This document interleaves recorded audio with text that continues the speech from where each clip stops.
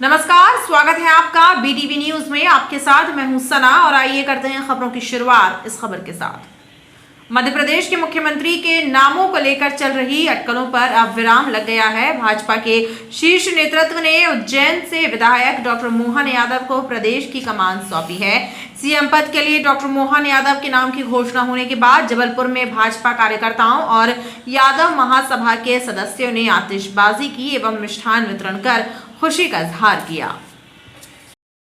उज्जैन विधायक डॉक्टर मोहन यादव को प्रदेश का मुख्यमंत्री बनाया गया है। मध्य प्रदेश के नए मुख्यमंत्री के रूप में मोहन यादव के नाम की घोषणा ने सभी को चौंका दिया, क्योंकि सीएम के दावेदारों की सूची में इनका नाम खुले तौर पर नहीं था, बल्कि शिवराज सिंह चौहान, प्रहलाद पटेल, ज्योतिरादित्य सिंधिया, नरेंद्र सिंह तोमर, कैलाश विजयवर्गीय एवं वीडी शर्मा के नाम दावेदारों में सबसे ऊपर थे।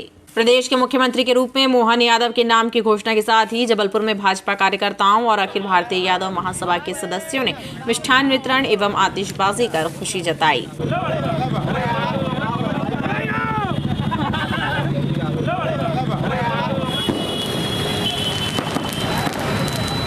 हमारे भगवान कृष्ण ने पूरे विश्व में राज किया है और मोहन यादव, हम सभी यादव लोग जितने भी लोग हैं ऐसी दुआएं देते हैं कि हमारे मध्य प्रदेश को एक उच्च कोटि की ऊंचाई पर ले जाएं, ऐसी हमारी शुभकामनाएं हैं। हम लोग को जैसे ही पता चला, न्यूज़ देख रहे थे, अचानक से बम फूट गया। हम लोग तो सोचे बड़े बड़े लोगों के नाम आ रहे हैं, मोहन यादव जी का नाम नहीं आ पाएगा, लेकिन हम बहुत बहुत शरणागत हैं मोदी जी के कि हम मतलब यादवों के ऊपर उन्होंने इतना उपकार किया है। हम ऋणी रहेंगे हमेशा भारतीय जनता पार्टी के।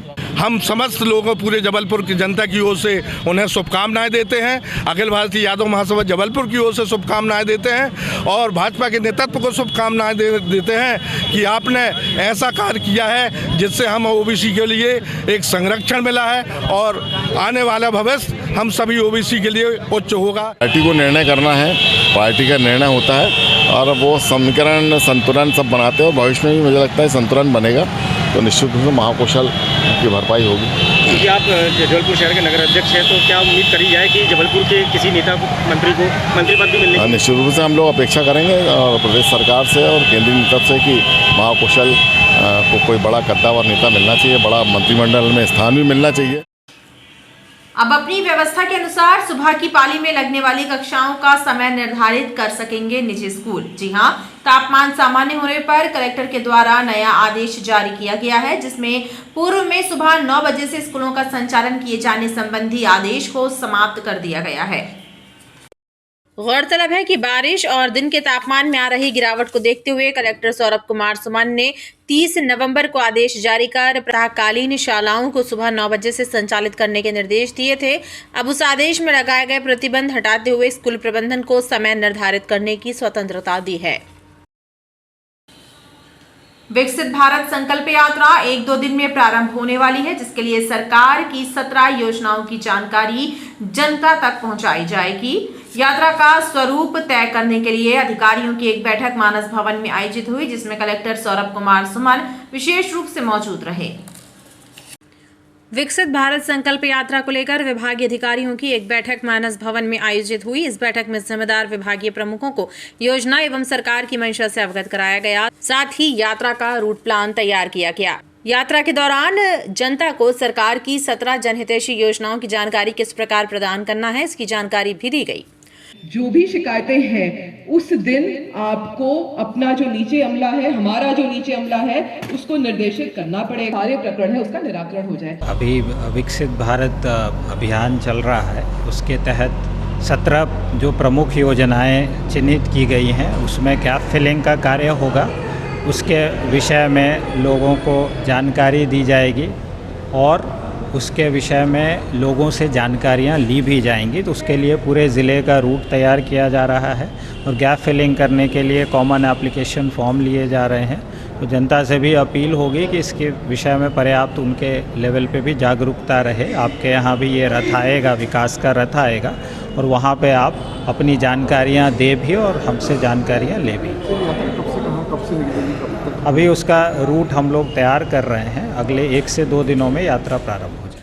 अधिकारियों का कहना है कि विकसित भारत संकल्प यात्रा 1-2 दिन में प्रारंभ होने वाली है। नगर निगम में व्याप्त भ्रष्टाचार को लेकर एक बार फिर भाजपा पार्षद दल लामबंद होता नजर आ रहा है। भाजपा पार्षद दल का कहना है कि जल्द ही आंदोलन कर भ्रष्टाचारियों को बेनकाब किया जाएगा।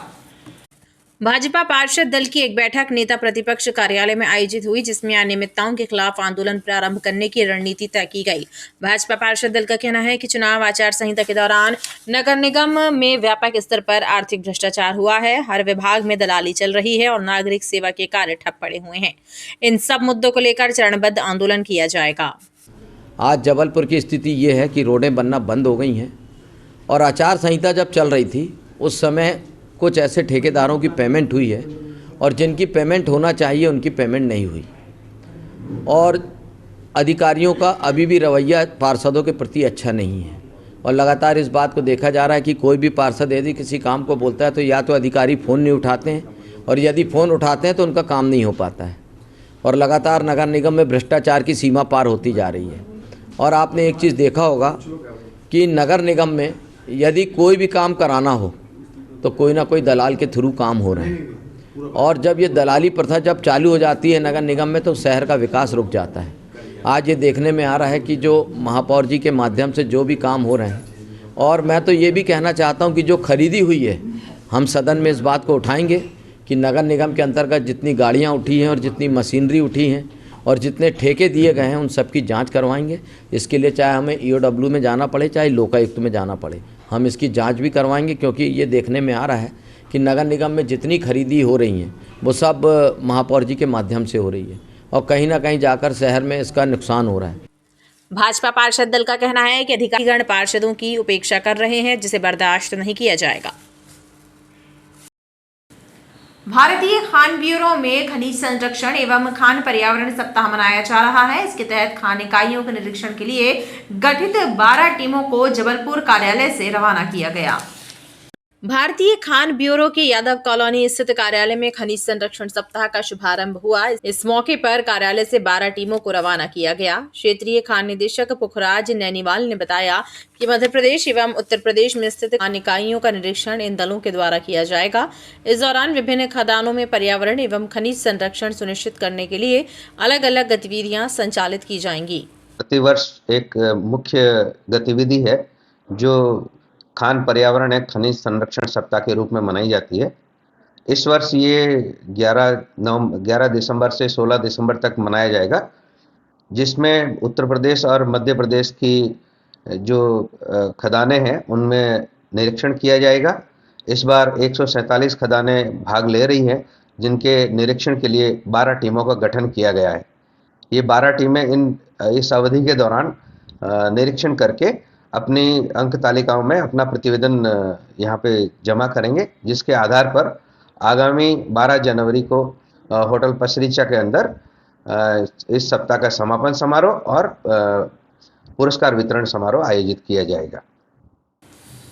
रानीताल भाजपा कार्यालय के सामने ट्रैफिक जाम के हालात बन रहे हैं और जाम में फंसे लोगों को खासी परेशानियों का सामना करना पड़ रहा है। वाहन चालकों का कहना है कि फ्लाईओवर के कार्य के चलते आए दिन यहां पर यातायात बाधित रहता है, जिससे सभी को दिक्कतें होती हैं।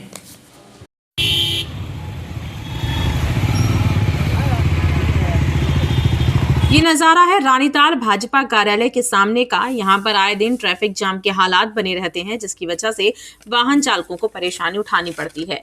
शहरवासियों का कहना है कि फ्लाईओवर के कार्य के चलते यहाँ पर ट्रैफिक जाम लगा रहता है। खास बात यह है कि काम के दौरान रूट डाइवर्ट की भी व्यवस्था नहीं होती, लिहाजा कई घंटे तक वाहन जाम में फंसे रहते हैं।